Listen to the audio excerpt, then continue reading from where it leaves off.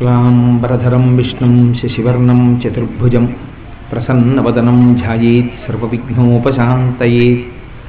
గురుర్బ్రహ్మా గురుర్విష్ణుః గురుర్దేవో మహేశ్వరః గురుః సాక్షాత్ పరబ్రహ్మ తస్మై శ్రీగురవై నమః. భక్త కన్నప్పకి, సాలెపురుగుకి, పావుకి, ఏనుగుకి శ్రీకాళహస్తి క్షేత్రంతో ఎటువంటి అవినాభావ సంబంధం పేరుతో కలిపి ఉన్నదో అలాగే ధూర్జటికి కూడా ఉన్నది.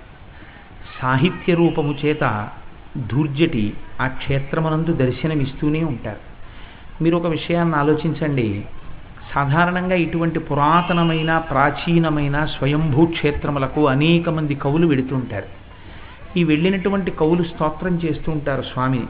కొందరు ఆ స్వామిని ప్రధాన వస్తువుగా తీసుకుని కావ్యరచన చేసిన వాళ్ళు ఉన్నారు, గొప్ప గొప్ప గ్రంథరచన చేసిన వాళ్ళు ఉన్నారు. ధూర్జటి శతకరచన మాత్రమే చేశారు. శతకం అంటే ఒక 100, 116 ఇలా అంకెతో 2 ఒడ్లు కింద ఉండేటటువంటి శతకం.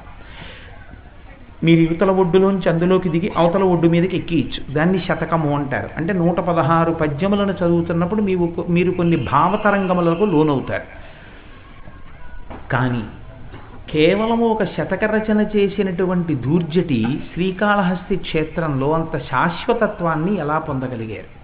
నేను మిమ్మల్ని ఒక్క ప్రశ్న అడుగుతాను, మీరు ఒక్కసారి పరిశీలన చేయండి. మనకి ఆంధ్ర సారస్వతానికి సంబంధించినంత వరకు నన్నయ్య గారి దగ్గర ప్రారంభం చేస్తే నదీ ప్రవాహం 16వ శతాబ్దం దగ్గర కృష్ణదేవరాయలు 16వ శతాబ్దానికి ముందు కృష్ణదేవరాయల వారు పరిపాలించినటువంటి కాలము నడిమి బొడ్డు, బాగా లోతైనటువంటి ప్రవాహం ఉంది ఆ సమయంలో ఆంధ్ర సాహిత్యం. అష్టదిగ్గజాలు సాహిత్యాన్ని వెలగించారు. అందులో ఆంధ్ర కవితా పితామహ అల్లసాని పెద్దనామాచ్య అని నన్ను పిలుచునట్టి అని చెప్పుకున్నారు పెద్దనగారు. అటువంటి పెద్దనగారు మనుచరిత్ర లాంటి ప్రబంధ రచన చేశారు. అయినా కృష్ణదేవరాయల వారు రచించినటువంటి ఆముక్తమాల్యద కానీ, లేకపోతే తెనాలి రామలింగడిగా పుట్టి రామకృష్ణుడిగా మారినటువంటి తెనాలి రామకృష్ణుడు కానీ, లేకపోతే వేరొకరు నంది తిమ్మనగారు రాసినటువంటి పారిజాతాపహరణం కానీ, ధూర్జటి రాసినటువంటి కాళహస్తీశ్వర శతకంతో సమానంగా ఇవాళ ప్రజాబాహుళ్యంలో ఉన్నాయా? లేవు. కానీ ధూర్జటి రచించినటువంటి కాళహస్తీశ్వర శతకంలో కేవలం పరమేశ్వరుడికి సంబంధించిన స్తోత్రమే ఉన్నదా అని మీరు అనుకుంటే లేదు. అది నేనంటాను ఒక నడువడి శాస్త్రం, ఒక మానసిక శాస్త్రం. నాకైతే వ్యక్తిగతంగా అనిపిస్తూ ఉంటుంది, శంకరాచార్యుల వారి శివానంద లహరి చేత చాలా ప్రభావితులయ్యారు ధూర్జటి అనిపిస్తుంది. నిన్నను నేను ఉపన్యాసం పూర్తి చేసే ముందు ఒక పద్యంతో పూర్తి చేశాను. తమకంబొప్ప పరాంగనాజనుల పరద్రవ్యంబులన్ మృచ్యులింగ మహోద్యోగము చేయు నెమ్మనము అని. ఆ శ్లోకాన్ని మీరు కొంచెం పరిశీలన చేయండి. అలాంటి శ్లోకాన్ని సంస్కృతంలో శంకర భగవత్పాదులు శివానంద లహరిలో చెప్పారు. సదామోహాటవ్యాం చరతి యువతీనాంకుచగిరౌ నటత్యాశాఖాస్ఫటతి ఝడితి స్వైరమభితః కపాలిన్ బిక్షోమే హృదయ కపిమత్యంత చపలం దృఢాభక్త్యా బద్ధ్యా వా శివభవదధీనం కురు విభో అని. శంకరాచార్యుల వారిని దృష్టిలో పెట్టుకుని రచన చెయ్యని మహాకవి మీకు కనపడడం. మూకుడంతటి వాడు కూడా శంకర భగవత్పాదులు వాడినటువంటి మాటలకి తుల్యమైన మాటలు కొన్ని వేసి మూకపంచశతిలో శ్లోకాలు కనపడతాయి. అలాగే ధూర్జటి కూడా కొన్ని శ్లోకాలు శంకర భగవత్పాదులు శివానంద లహరిలో చేసినవి దృష్టిలో పెట్టుకుని కాళహస్తీశ్వర శతకంలో చెప్పారేమో అనిపిస్తుంది. అయితే నేను ఒక మాట అంటాను, ఇప్పుడు ఇది మరి సాహిత్య చౌర్యం అవుతుందా? శివానంద లహరిలో శంకర భగవత్పాదాచార్య స్వామి వారు చెప్పినటువంటి ఒక పద్యాన్ని ఆధారం చేసుకుని, ఒక శ్లోకాన్ని ఆధారం చేసుకుని, అందులో నువ్వు నా మనస్సనబడేటటువంటి కోతిని తీసుకుని నీ భిక్షాపాత్రలో నువ్వు భిక్ష తీసుకోవడానికి వెళ్ళేటప్పుడు అనువుగా ఉంటుంది కాబట్టి కోతిని చేతపట్టు అని శంకరులు పరమశివుడికి స్తోత్రం చేస్తూ చెప్పారు. ధూర్జటి దాన్ని మార్చి నేను దొంగని నీ పాదాలకేసి నా మనస్సు అనే దొంగని కట్టు అని మార్చారు. ఇద్దరూ మోహాటవ్యాం అన్న మాట గురించే మాట్లాడారు.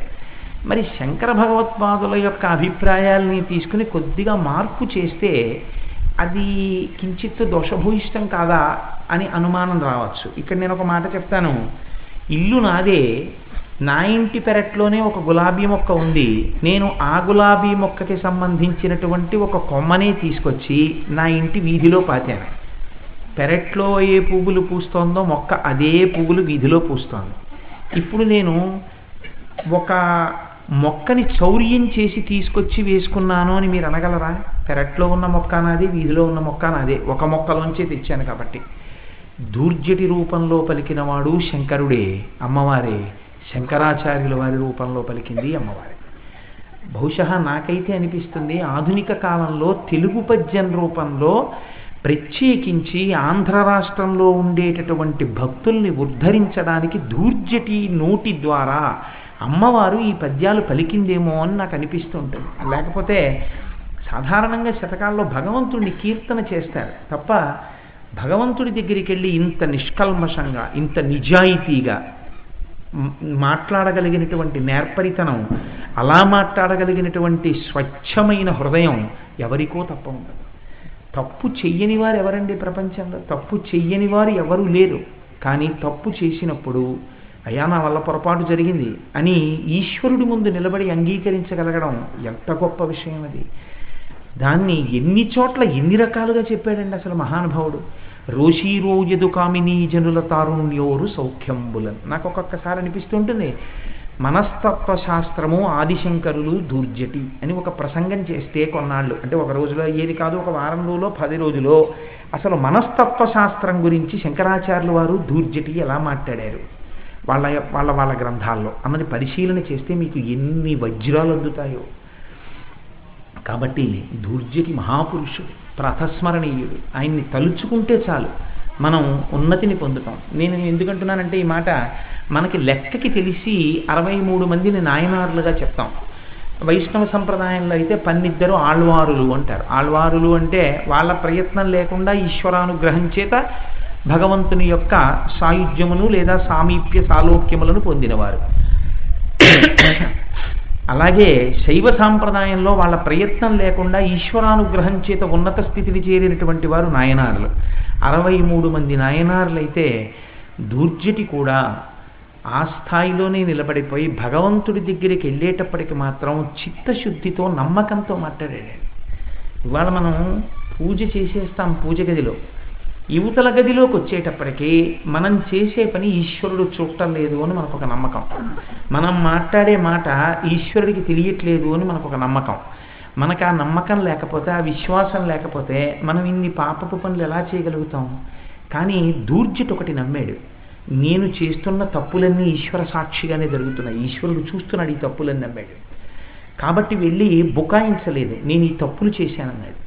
మరి ఎందుకు మార్చుకో అని నువ్వు అడుగుతావేమో. నేను గెలవలేకపోతున్నాను నా ఇంద్రియాలని, నువ్వు గెలిపించని అడిగాడు. నాకు కోరిక ఉంది నిన్ను చేరాలని, కానీ చేరలేకపోతున్నా. కారణం ఏమిటంటే నా ఇంద్రియాలే. కాబట్టి శంకర, నువ్వు నా ఇంద్రియములను గెలిపించి నన్ను నీ వాణ్ణి చేసుకోని ఆర్తితో ప్రార్థన చేశాడు. అందుకే దూర్జటి కాళహస్తీశ్వర శతకంలో పద్యాలు ప్రత్యేకించి ఎవరికి రావాలి అంటే, నన్ను మన్నించండి, నేనంటాను వ్యక్తిగతంగా నా అభిప్రాయం, ఈ పద్యాలు ముందు రావలసింది ఎవరికంటే ఆడవాళ్ళకి రావాలి. మగవాళ్ళకి రాకూడదని నా ఉద్దేశ్యం కాదు, కానీ ఆడవాళ్ళకి రాకపోతే మీరు భవిష్యత్ తరాల పట్ల కొంత బాధ్యతారహితంగా ప్రవర్తించినట్టు.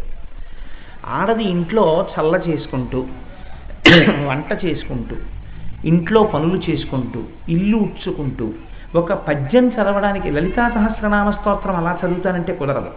కాళహస్తీశ్వర శతకంలో ఉన్న పద్యాలు నిజంగా మీరు పరవశించిపోతూ పొద్దున్నే నిద్రలేచి మీరు ఆ ఇల్లు ఊడ్చుకుంటూ నిరూపంబుతలంపగా తుది మొదల్నేగాన నీవైనచో రారారమ్మనియంచు చెప్పవు వృధారంభంబులింకేటికిన్ పాలన్ముంచుము నీటముంచుమిక నిన్నే నమ్మినాడంజుమి శ్రీరామార్చిత పాదపద్మయుగళ శ్రీకాళహస్తీశ్వర అని చదువుతుంటే ఇంట్లో ఉన్న పిల్లలకు ఆ సంప్రదాయం రాదండి. ఇంట్లో ఉన్న పిల్లలకు అవి పట్టుబడితే, అమ్మ ఏమిటమ్మా ఈ పద్యం అని అడిగితే మీరు అందులోంచి దాని వైభవాన్ని వర్ణిస్తుంటే పిల్లలు ఎంత సన్మార్గంలోకి పెడతారు. దూర్జటి కాళహస్తీశ్వర శతకం ఆంధ్రదేశంలో ప్రత్యేకించి తెలుగు సాహిత్యానికి ఒక గొప్ప వరం. అటువంటి శతకం అది. సరే, అందులోంచి మీకు నేను ఇవాళ ఒక పద్యాన్ని వినిపించే ప్రయత్నం చేస్తాను. దూర్జటి అంటారు, పవి పుష్పంబగు అగ్ని మంచగు ఆకూపారం భూమిస్థలంబగు శత్రుండతిమిత్రుడవు విషము దివ్యాహారమవు నిన్నగా అవనీమండలి లోపలం శివ శివేచ్ఛాభాషణోల్లాసకిన్ శివా నీ నామము సర్వవస్యకరమౌ శ్రీకాళహస్తీశ్వర. ఎంత గొప్ప పద్యం అండి! పద్యం పైన మకుటం చెప్పడం ఒక ఎత్తు. మీరు ఒక కీర్తన రచన చేశారనుకోండి, పల్లవి చెప్పడంలోనే ఉంటుంది గొప్పతనం అంతా. చరణం ఏముందండి, పల్లవిని వ్యాఖ్యానం చేస్తుంది. పల్లవి ఏది చెప్తున్నారో అది మీరు చేసేటటువంటి కీర్తనకి ప్రాణమై కూర్చుంటుంది. మీరు చెప్పే చరణాలన్నీ మళ్ళీ పల్లవిలోకి వెళ్ళాలి. మీరు పల్లవిలో ఏదన్నారో అదే వ్యాఖ్యానం అవుతుంది కింద ఉన్న చరణాలు. దుర్జటి గొప్పతనం చూడండి. ముందు నామము యొక్క గొప్పతనాన్ని చెప్పారు, చిట్ట చివరికి వచ్చేటప్పటికీ దాని యొక్క అవసరాన్ని చెప్తున్నారు. పవి పుష్పంబగు. పవి అంటే వజ్రాయుధం లేదా వజ్రము.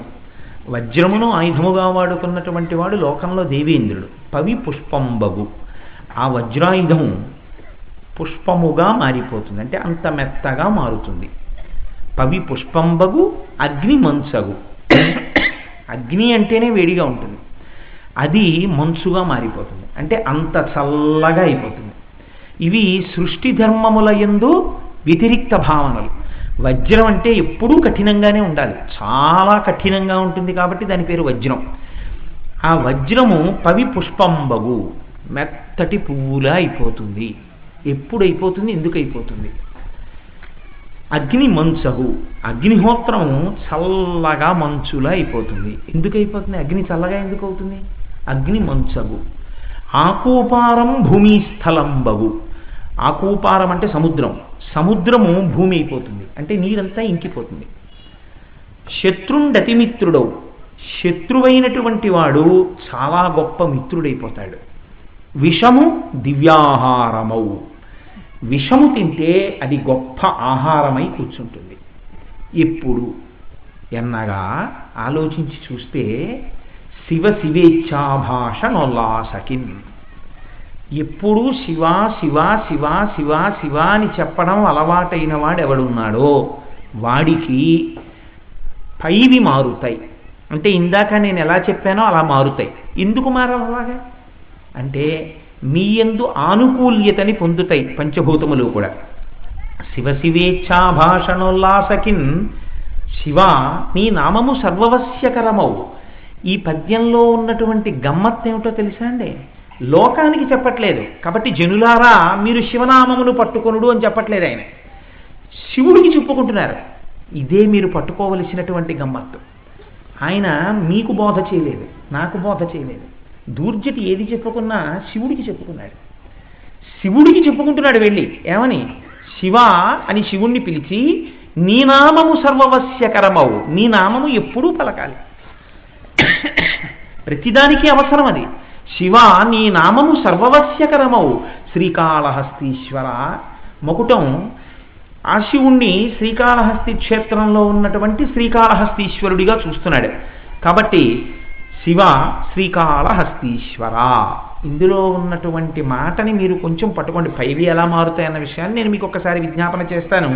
అవి దేని కొరకు అంటే విచారణ చెయ్యమని. కవి యొక్క గొప్పతనం ఏమిటో తెలుసా అండి? మీకోసం చెప్తే దీన్ని వివరణ చెయ్యాలి.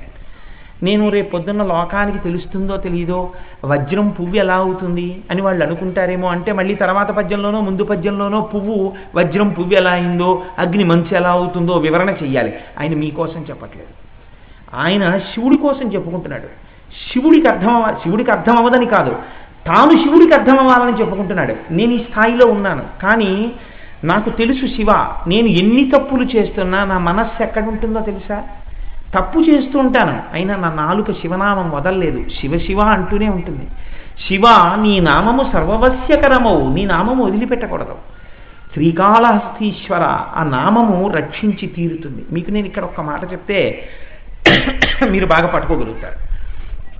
నేను మీకు ఒక ఉదాహరణ చెప్తాను చూడండి. కలియుగమంత ప్రమాదకరమైనటువంటి యుగము వేరొకటి ఉండదు. ఎందుచేత? మీరు యజ్ఞము చేయలేరు, యాగము చేయలేరు. ఎందుకు చేయలేరు అన్న విషయాన్ని పక్కన పెట్టండి. ఇప్పుడు అవన్నీ నేను చెప్తే చాలా కష్టం. యజ్ఞయాగాది క్రతువులు మీరు చేయలేరు, లేకపోతే విశేషమైన కార్యక్రమాలు చేయలేరు. అన్నిటినీ మించి 18 సెకండ్లకి మించి ఎవరైనా 18 సెకండ్లు కానీ విస్మృతి లేకుండా భగవంతుడి పాదములను ధ్యానములో చూడగలిగితే వాడు ముముక్షు, వాడు మోక్షానికి వెళ్ళిపోతాడు కలియుగంలో. అంటే 18 సెకండ్లు మనస్సు నిలబెట్టలేరు. ఇంత చంచలమైనటువంటి మనస్సు ఉంటుంది. ఇటువంటి స్థితిలో మిమ్మల్ని ఉద్ధరించడానికి ఏముంది కలియుగంలో? కలియుగంలో మిమ్మల్ని ఉద్ధరించడానికి వచ్చినటువంటి అత్యంత తేలిక మార్గం ఏదో తెలుసా అండి? నామమే. మీరు నామమును పూనికతో పట్టుకోవాలి. అందుకే ఇన్ని నామాలు వచ్చాయి. అయితే ఇక్కడ ప్రారంధం ఏమొస్తుందంటే ఒక నామం పట్టుకుని ఇంకొక నామాన్ని ద్వేషించకూడదు. భగవంతుడికి రూపములు ఆయన కోరుకున్నాడు కాబట్టి తీసుకున్నాడు. బాగా మీ జీవితంలో ఒకటి జ్ఞాపకం పెట్టుకోండి, మీకు ఎవరైనా రూపముల యందు భేదం చెప్పేవాళ్ళు జీవితంలో తటస్థిస్తే వాదన చెయ్యొద్దు. కానీ లోపల ఒక విషయాన్ని గుర్తుపెట్టుకోండి. మృత్పిండమేకం బహుభాండ రూప. మట్టి ముద్ద ఒక్కటే ఉంటుంది. ఆ మట్టి ముద్ద తీసుకుని మీరు మూకుడు చేస్తే మూకుడు అవుతుంది, దాంతో అట్లకాడ చేస్తే అట్లకాడ అవుతుంది, మీరు ప్రమిద చేస్తే ప్రమిద అవుతుంది, మట్టితో బొమ్మ చేస్తే బొమ్మ అవుతుంది. ఇన్ని రూపములుగా మారినటువంటిది మట్టి ఒక్కటేనా కాదా? ఒకటే మట్టి. మృత్పిండమేకం బహుభాండ రూప గోక్షీరమేకం బహుధేనుజాత. అనేకమైన ఆవుల యొక్క పాలు మీరు పితికారు. మత్సల ఆవుల పాలు పితికారు, తెల్లావుల పాలు పితికారు, నల్లావుల పాలు పితికారు, ఎర్రావుల పాలు పితికారు, అన్ని పాలు తెచ్చి కలిపారు. ఇప్పుడు ఈ పాలని మీరేమంటారు? ఆవు పాలు అని పిలుస్తారు. ఇన్ని రకాల పాలు ఎలా ఉంటాయి? తెల్లగా ఉంటాయి. అంతేకాని మత్సలావుల పాలు మత్సలుగా, ఎర్రావు పాలు ఎర్రగా, తెల్లావు పాలు తెల్లగా ఉండవుగా. ఎన్ని ఆవులు ఇచ్చినా పాలు మాత్రం తెల్లగానే ఉంటాయి. ఆవు పాలు అని పిలుస్తారు తప్ప నల్లావు పాలు, ఎర్రావు పాలు, తెల్లావు పాలు అని మీరు పిలవలేరు, మీరు గుర్తించలేరు కలిపేసిన తర్వాత. గోక్షీరమేకం బహుధేనుజాత. అలాగే సువర్ణమేకం బహుభూషణ అని. ఒకటే బంగారం ఉంటుంది. ఒకరి మెడలో మంగళసూత్రంగా ఉంటుంది, వేరొకరి చేతులకి గాజులుగా ఉంటుంది, నా మెడలో రుద్రాక్షలుగా ఉంటుంది, వేలికి ఉంగరాలుగా ఉంటుంది, కాలికి కడియాలుగా ఉంటుంది, భుజాలకి కేయూరములుగా ఉంటుంది. ఎన్ని నామములు ఎన్ని రూపములు పొందినా ఏది పొందింది? ఒక బంగారమే పొందింది. అలాగే ఒక్క ఈశ్వరుడే అనేక రూపములను పొందుతాడు తప్ప ఈశ్వరుడు యందు భేదం ఉండదు. వస్తుతః భేదం లేదు. ఉన్నది ఒక్క పరబ్రహ్మమే. ఆ పరబ్రహ్మమే ఒకనాడు శివుడిగా కనపడ్డాడు. ఇవాళ నేను మీకు కాళహస్తీశ్వర శతకం చెప్తూ పరమశివతత్వం చెప్తూ పొంగిపోతున్నాను. రేపు నేను నవంబర్ 5వ తారీఖున సూర్యకళామందిరంలో వేదిక మీద కూర్చుని శ్రీకృష్ణ కర్ణామృతం చెప్తాను. అప్పుడు నేను కృష్ణతత్వాన్ని తలుచుకొని పొంగిపోతాను. ఎందుకు పొంగిపోతాను? అదేమిటండి, కోటేశ్వరారికి ఒక నిజాయితీ లేదా? ఆయన శివభక్తుడా కృష్ణ భక్తుడా? అసలు ఏమిటైనా అంటే నాకు శివుడు కృష్ణుడు అని రెండుగా కనపడుతున్న పదార్థము మూలమునందు ఒక్కటే. ఆ పదార్థమే నాకు రెండుగా కనపడుతోంది. అందుకని ఏ రూపంగా కొలిస్తే నాకేమిటి? నాకు పొంగే నా స్వామి ఇన్ని రూపాలుగా కనపడుతున్నాడు, ఎన్ని రూపాలుగానైనా నేను స్తోత్రం చేసుకోగలను. కాబట్టి మీరు గమనించవలసినది అది, నామమునందు ఈ తొట్టుపాటు రాకూడదు. ఏమంటే ఈ నామం చెప్తే ఆ నామం ఆయనకి కోపం వస్తుందా? అలా ఉండదు. ఆ నామం ఆయనే ఈ నామం ఆయనగా ఉంటాడు. అంతేగాని రెండు ఉండవు ప్రపంచంలో. మీరు చూడండి, ద్రాక్షారామం వెళ్ళండి, ఎవరు అక్కడ క్షేత్రపాలకుడు? శ్రీ మహావిష్ణువు. మీరు విష్ణు క్షేత్రానికి వెళ్ళండి, క్షేత్రపాలకుడు ఎవరు? హనుమ. హనుమ ఎవరు? శివాంశ సంభూతుడు. కాబట్టి ఎవరికి ఉంటారు? ఒక ఈశ్వరుడే. మీకు ఒక పాఠం చెప్పాలంటే ఆ ఈశ్వరుడే అనేక రూపాలు పొందుతూ ఉంటాడు. కాబట్టి ఒక్క పదార్థమే ఉన్నది అని మీరు గుర్తుపెట్టుకుని నామాన్ని గట్టిగా పట్టుకోవాలి. నామము యొక్క గొప్పతనం ఏమి మీకు చాలా తేలిగ్గా అర్థమైపోవడానికి నేను మీకు ఒక ఉదాహరణ చెప్తాను, మీరు పట్టేసుకోగలుగుతారు. నామం ఎటువంటిదో తెలుసా అండి? మీకు ఒక పుచ్చిపోయిన కర్ర ఒకటి దొరికింది అనుకోండి, మీరు తెలియక సరదాగా కర్ర తీసుకుని చేత్తో పట్టుకుని ఎక్కడో కూర్చుని ఇలా దాన్ని ఒంటి మీద కొట్టుకుంటూ కూర్చున్నారు. కాసేపటికి మీరు చూసేటప్పటికి మీ ఒడి నిండా పురుగులే. ఏమిటి ఈ పురుగులు ఎక్కడి నుంచి వస్తున్నాయని చూశారు. కర్ర అంతటా పురుగులు ఉన్నాయి. ఈ కర్రకి ఇదేంటి ఎక్కడున్నాయి పురుగులని చెప్పడానికి లేదు, కర్ర అంతా పురుగులే. ఇప్పుడు ఆ కర్రకి ఒక ఆయన ఏం చేశాడంటే, ఎండిపోయిన కర్ర కనుక, పుచ్చిపోయిన కర్ర కనుక, పురుగులతో ఉన్న కర్ర కనుక రెండు వైపులా అగ్నిహోత్రం వెలిగించాడు. రెండు వైపులా అగ్నిహోత్రం వెలిగించబడినటువంటి కర్ర యొక్క వేడి చేత, సెగ చేత, పొగ చేత ఆవరిస్తున్న మంటల చేత నిశ్శేషముగా అన్నీ మరణించేవి ఏవి? ఆ వస్తువుతో పాటు కాలిపోయేవి ఆ పురుగులు. నామము అనేక పాపములు చేసి పుచ్చిపోయిన కర్ర వంటి కర్రకి రెండు వేపులా అంటించిన అగ్నిహోత్రము వంటిది.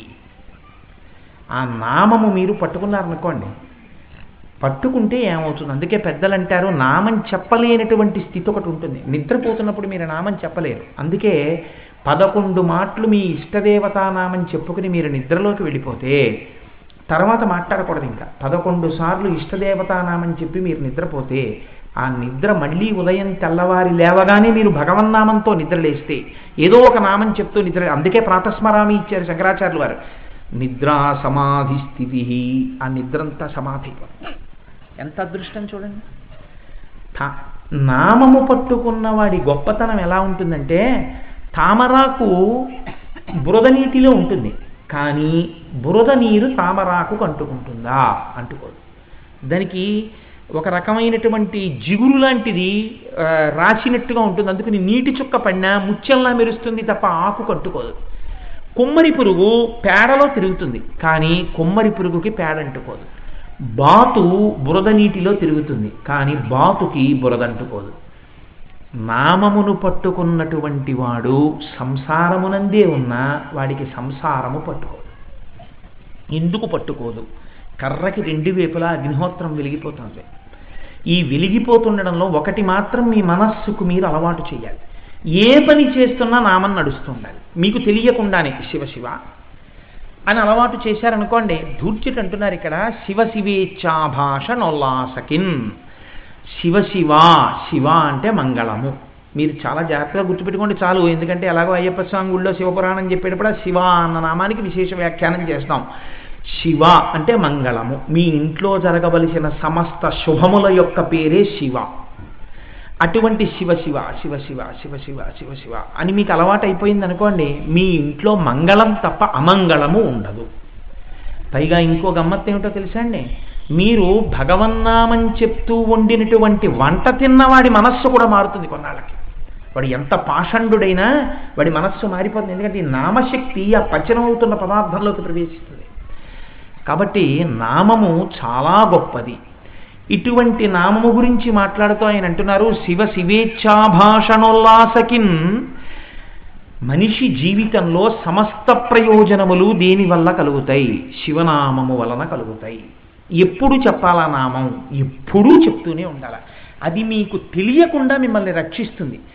అది మిమ్మల్ని రక్షిస్తోందని మీకు తెలియక్కర్లేదు కూడా. నాకు ఈ మాట చెప్తున్నప్పుడు ఒక విషయం స్ఫురణకు వస్తోంది. నేను ఇప్పుడు అసుర సంధ్య వేళలో ఒక కొత్తగా కట్టబడిన శివాలయం దగ్గర ఈ విషయం ప్రస్తావన చేస్తే లోపల కూర్చున్నటువంటి శివాలయంలో ఉన్న శివుడు పులకరించిపోతాడు నిస్సందేహం. నేను ఆ విషయం ప్రస్తావన చేస్తాను మీతోటి. గిని అని ఒక పిల్లవాడు ఉండేవాడు. గిని అంటే పంచదార చిలక అని అర్థం. ఆయన తండ్రి గారి పేరు సుబ్రహ్మణ్య శాస్త్రి గారు, తల్లి గారి పేరు మహాలక్ష్మమ్మ గారు. ఈ రెండు పేర్లు నేను మర్చిపోను, ఎందుకంటే నా ప్రాణప్రదమైన వ్యక్తి అయిన. కాబట్టి ఆ మహాలక్ష్మమ్మ గారు సుబ్రహ్మణ్య శాస్త్రి గారు వీళ్ళిద్దరూ ఫిరంగిపురంలో ఉంటుండేవారు. ఉంటున్న రోజుల్లో చిదంబరంలో బ్రహ్మాండమైన తిరణాలు జరుగుతుంటే ఈ పిల్లవాడి తండ్రి గారు చిదంబరం వెళ్ళి బంధువుల ఇంట్లో రాత్రి ఉండి, రాత్రి జరిగేది ఉత్సవం అంతా పెద్దాపురంలో మరిడమ్మ వారి సంబరాలు జరిగినట్టు. అందుకని ఆ ఉత్సవం చూసొస్తానని చెప్పేసి సుబ్రహ్మణ్య శాస్త్రి గారు బయలుదేరుతున్నారు. ఈ గిని చిన్న పిల్లవాడు, చాలా చిన్నవాడు, 3-4 ఏళ్ళు ఉంటాయి.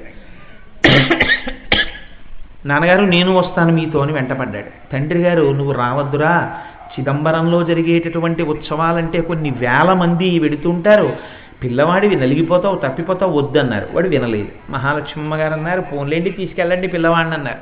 తీసుకెళ్ళారు.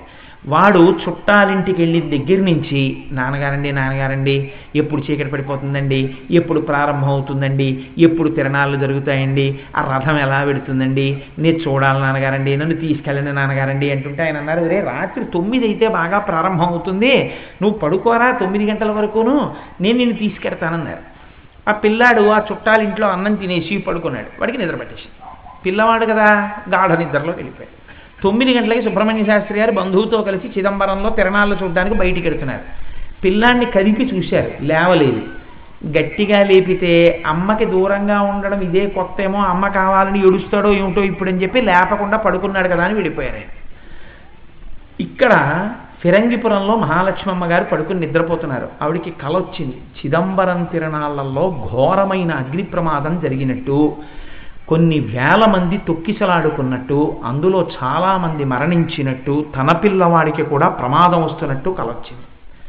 ఆవిడికి తెలివి వచ్చేసింది. ఆ రోజుల్లో ఫోన్లు, సెల్ ఫోన్లు లేవు కాబట్టి ఆవిడ ఏం చెయ్యాలో తెలియక చిదంబరంలో నటరాజస్వామి ఉన్నాడు కదా అని ఇహ పడుకోవడం మానేసి పవిత్రోవా సర్వావస్థాంగతో పివాని 3 మాటలు నీళ్లు చల్లుకుని ఆవిడ అలాగే కూర్చునో గదిలో చిదంబరంలో నటరాజస్వామి వారిని మనసులో తలుచుకుంటూ నటరాజ శివ అనుకుంటూ సాంబ సదాశివ అని నామం చెప్పుకుంటూ కూర్చున్నారు.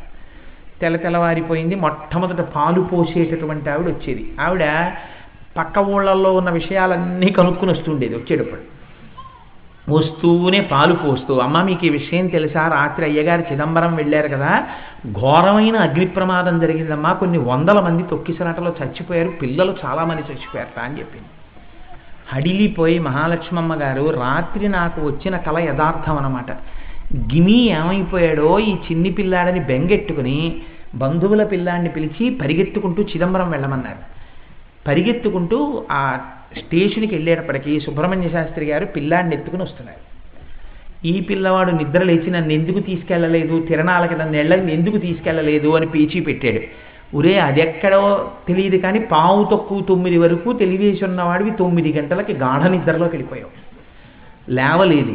కానీ నువ్వు వస్తే ప్రమాదం జరిగి ఉండేది, నువ్వు నాకు దక్కి ఉండేవాడివి కావు. ఏ అదృష్టం కాపాడిందో, నువ్వు నిద్రపోవడం మంచిదైందిరా నిన్న అని ఆ రోడ్లు చూపిస్తుంటే ఆ పిల్లవాడు చూసి ఆశ్చర్యపోయాడు.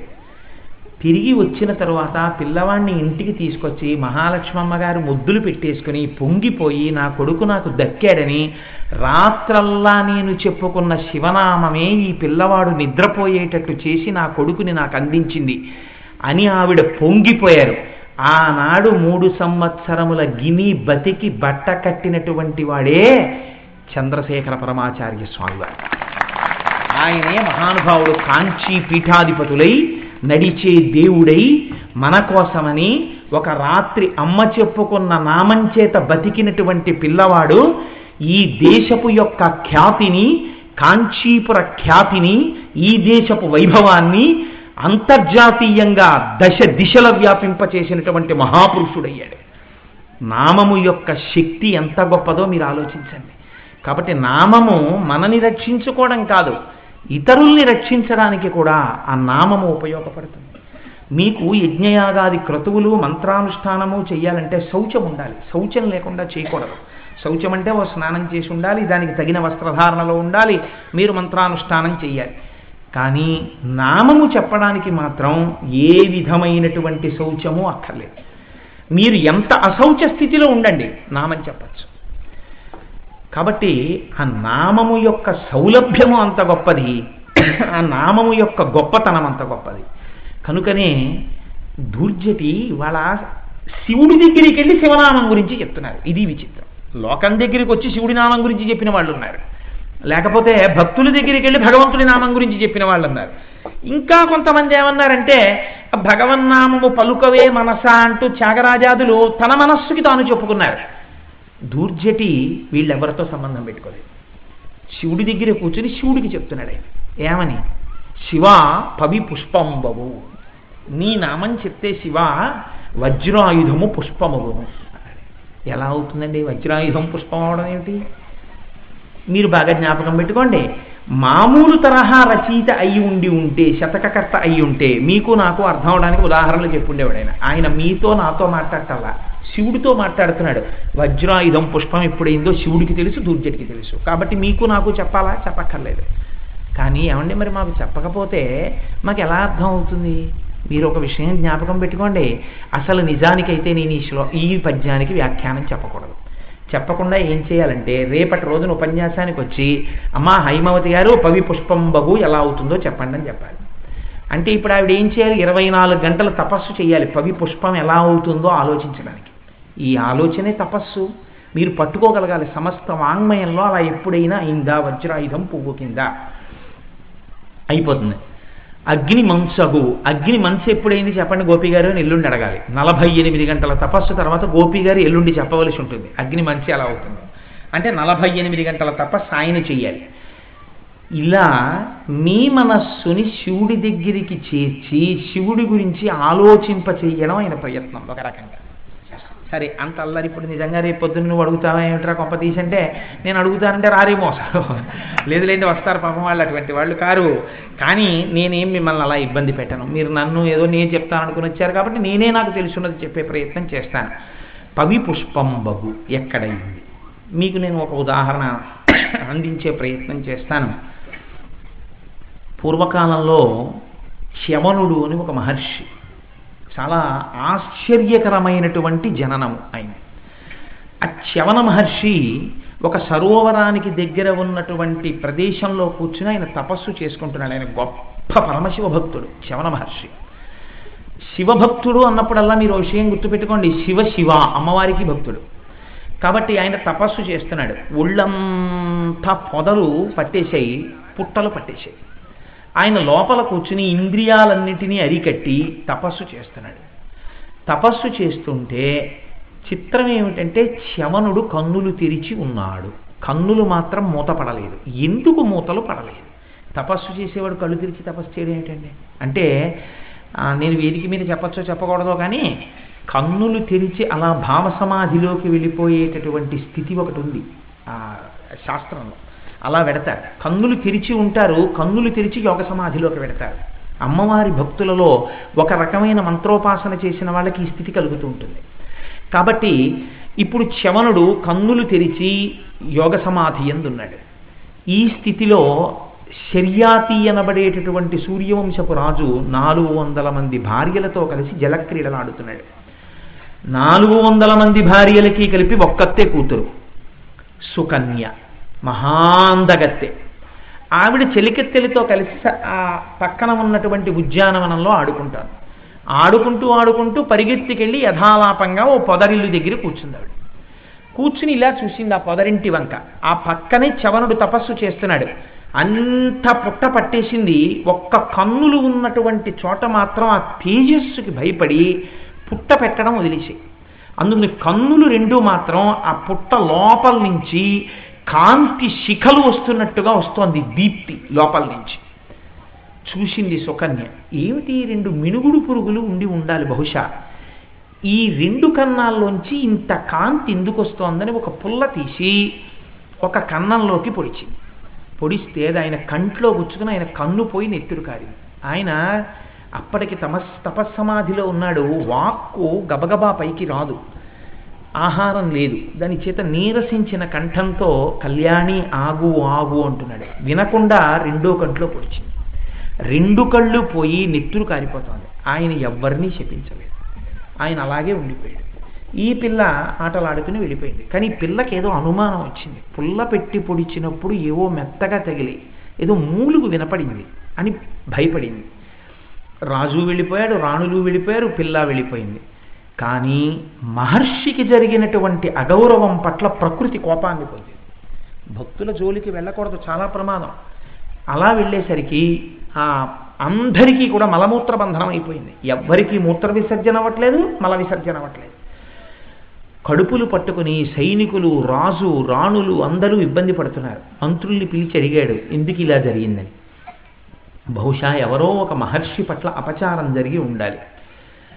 అప్పుడు ఎక్కడ జరిగింది చూడమన్నాడు. అందరూ వెళ్ళారు, వెతికారు. నెత్తురు కారుతున్నటువంటి పుట్ట కనపడింది.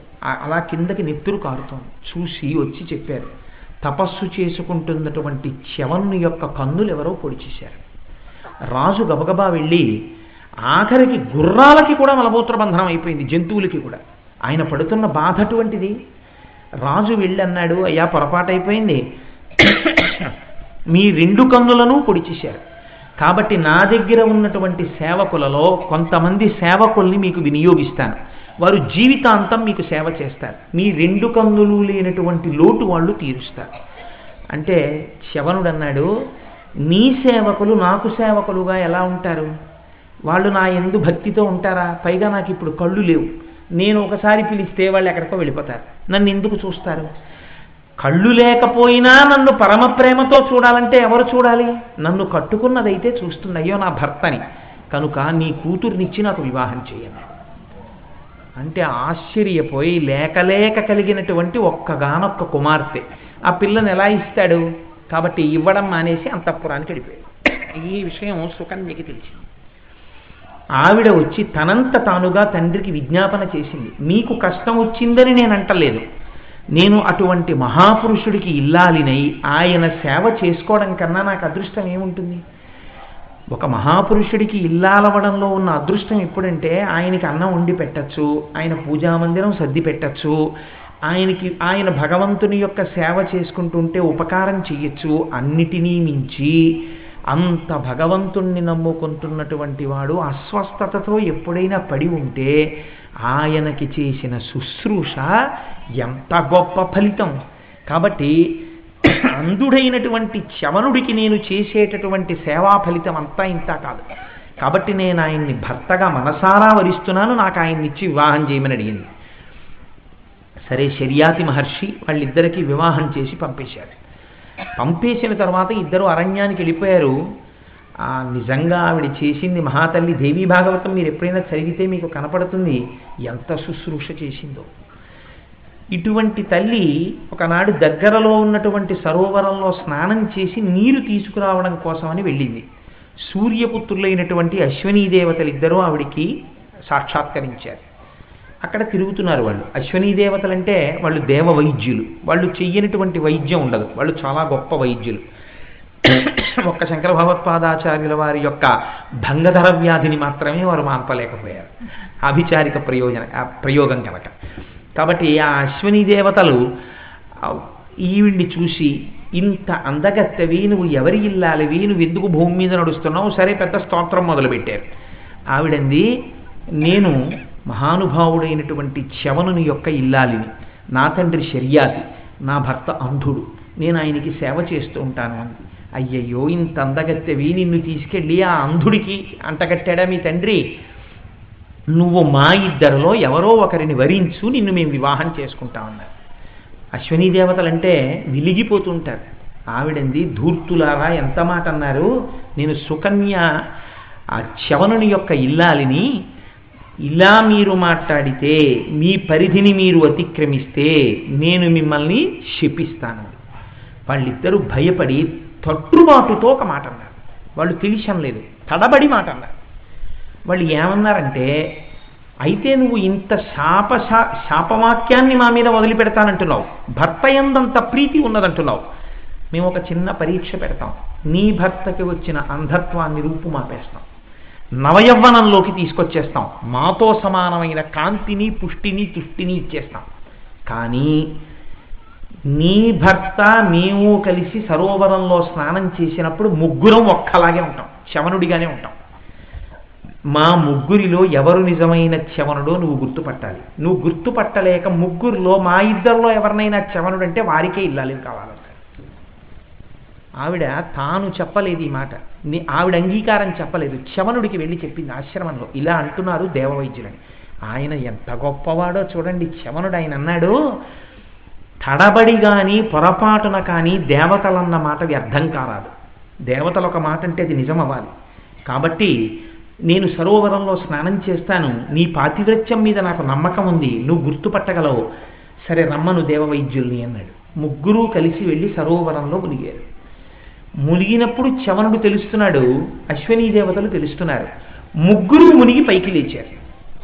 ముగ్గురు చవన మహర్షి యొక్క అందచందాలతో నవయవ్వనంలో ఉన్నటువంటి చవనుడైపోయారు. ముగ్గురు వచ్చి ఒడ్డున నించున్నారు. భార్య అయిన సుకన్య గుర్తుపట్టలేకపోయింది. ఇప్పుడు ఎవరిని చూసి మీరే నా భర్త అనాలి?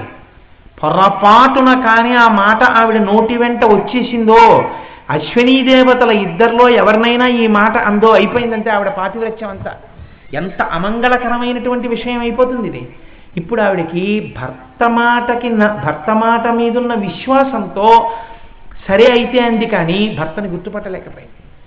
గుర్తు పట్టలేకపోతే ఆవిడకి ఒకటి జ్ఞాపకానికి వచ్చింది. నా భర్త అంధుడై కూడా ఏ పార్వతీ పరమేశ్వరుల్ని సేవించాడో, ఏ పార్వతీదేవి మహాపతివ్రతయో, ఏ పార్వతీదేవి సదాశివుడి ఇల్లాలో, ఏ పార్వతీదేవి నిరంతరము ఆయన యొక్క ఎడమ తొడ మీద కూర్చుంటుందో అటువంటి తల్లి నాపాతివ్రత్యాన్ని కూడా నిలబెడుతుంది అనుకుని 2 చేతులు జోడించి స్తోత్రం చేసింది. నమ పద్మోద్భవే దేవి నమ శంకరవల్లభే విష్ణుపత్ని నమస్తుభ్యం వేదమాత సరస్వతి బుద్ధిదాసి త్వమజ్ఞానాజ్ఞానినా మోక్షదా సదా సిద్ధిదా యోగినామంబా జయదా కీర్తిదా పునః శరణం త్వాం ప్రపన్నాస్మి విస్మయం పరమంగతాః అని. అసలు నిజంగా ఇళ్లలో ఆడవాళ్ళు ఇంట్లో పనులు చేసుకుంటూ ఈ శ్లోకాలు చదువుకోవాలి అమ్మవారి అనుగ్రహానికి. ఈ స్తోత్రం చేసేటప్పటికి అమ్మవారు అనుగ్రహించింది. అసలు చ్యవనుడెవరో గుర్తుపట్టగలిగిన శక్తిని సుకన్యకి ఇచ్చేసింది. ఇచ్చేయగానే సుకన్య చ్యవనుండి గుర్తుపట్టగానే అశ్వినీ దేవతలు చాలా సంతోషించారు. చ్యవనుడు నవయవ్వనంతో సుకన్యకి భర్త అయ్యాడు. కానీ మీరు నాకింత మహోపకారం చేశారు, నేను మళ్ళీ తిరిగి మీకు ఉపకారం చెయ్యాలి, మీకు ఏ ఉపకారం కావాలి అడగమన్నాడు. మాకేం అక్కర్లేదయ్యా, నీ భార్య పాతివ్రత్యం చూసి మేము పొంగిపోతున్నాం, చాలు మేము బయలుదేరుతామన్నారు. కాదు మీకు ఏదో ఒక ఉపకారం చేస్తాను, ఏం కావాలన్నాడు. మేము దేవతలకి వైద్యులనన్న కారణం చేత ఇంద్రుడు మాకు సోమపానార్హత తీసేశాడు. సోమరసాన్ని యజ్ఞంలో మాకు ఇవ్వరు తాగడానికి. దేవతలతో సమానంగా సోమరసం తాగేటటువంటి అధికారాన్ని మాకు సిద్ధింపచెయ్యి అని అడిగారు. మీరు బెంగ పెట్టుకోకండి, మా మామగారితో శర్యాతితో యజ్ఞం చేయించి ఆ యజ్ఞంలో ఇంద్రుడి సరసన కూర్చోబెట్టి మీకు సోమపానం ఇప్పిస్తానన్నాడు. శర్యాతిని పిలిచాడు. శర్యాతి యజ్ఞం ప్రారంభం చేశాడు. దేవేంద్రుడిని పిలిచాడు, దేవతల్ని పిలిచాడు. చ్యవనుడి యొక్క తపోశక్తికి, ఆయన యొక్క పార్వతీ పరమేశ్వర భక్తికి భయపడి సమస్త దేవతలు వచ్చారు. వచ్చి కంటికి కనపడకుండా తీసుకోవడం కాదు, దేవతలందరూ వచ్చి కూర్చున్నారు. అశ్వినీ దేవతలు కూడా కూర్చున్నారు. ఇంద్రుడికి అనుమానం వచ్చింది, వీళ్ళు ఎందుకు వచ్చారని అడిగాడు. ఎవరూ చెప్పలేదు. సోమపానం పోసే ముందు ఈ సోమరసాన్ని తీసుకెళ్లి అశ్వినీ దేవతల యొక్క దోషిట్లో పోస్తున్నాడు చ్యవనుడు. పోస్తుంటే ఇంద్రుడు లేచి, నువ్వు అశ్వినీ దేవతలకి సోమరసం పోయడానికి వీల్లేదు, నేను ఇతపూర్వం వాళ్ళకి సోమరసం తాగకుండా ఆజ్ఞ చేశాను బ్రహ్మగారు యజ్ఞం చేసినప్పుడు, వాళ్ళకి నువ్వు ఇవ్వడానికి వీల్లేదన్నాడు.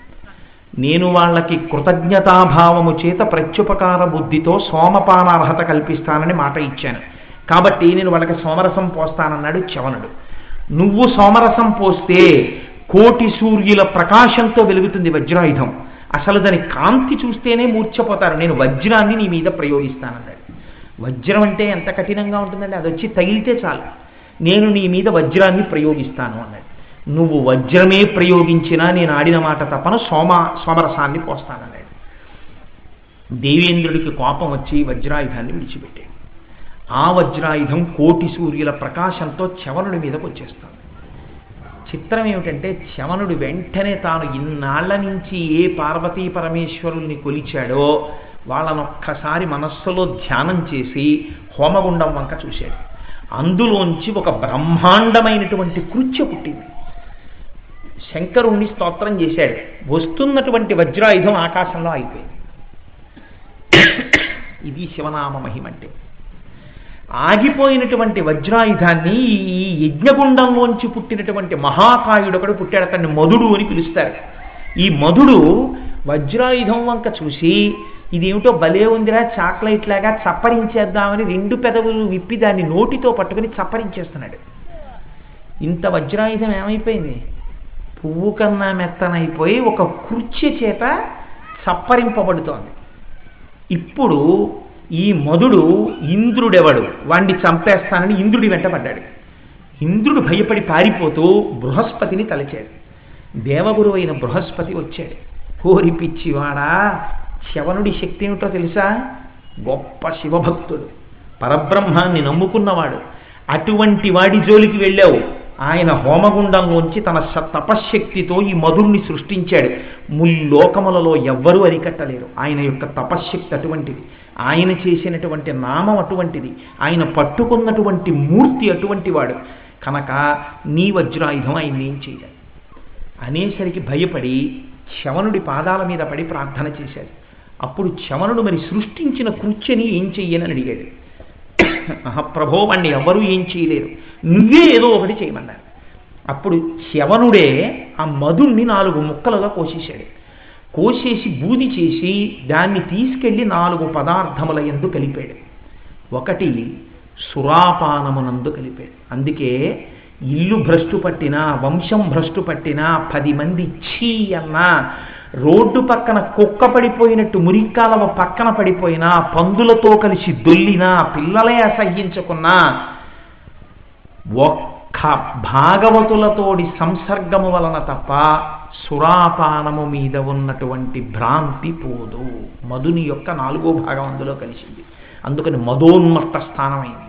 రెండవది స్వేచ్ఛావిహరిణి అయిన స్త్రీ. కులస్త్రీ గురించి నేను మాట్లాడటలేదు. స్వేచ్ఛావిహరిణులైనటువంటి స్త్రీలు, వారి యందు 4వ భాగాన్ని కలిపాడు. అందుకే వాళ్ళ జోలికి వెళ్ళిన వాడు నశించిపోతాడు లోకంలో. మూడవది జీవహింస.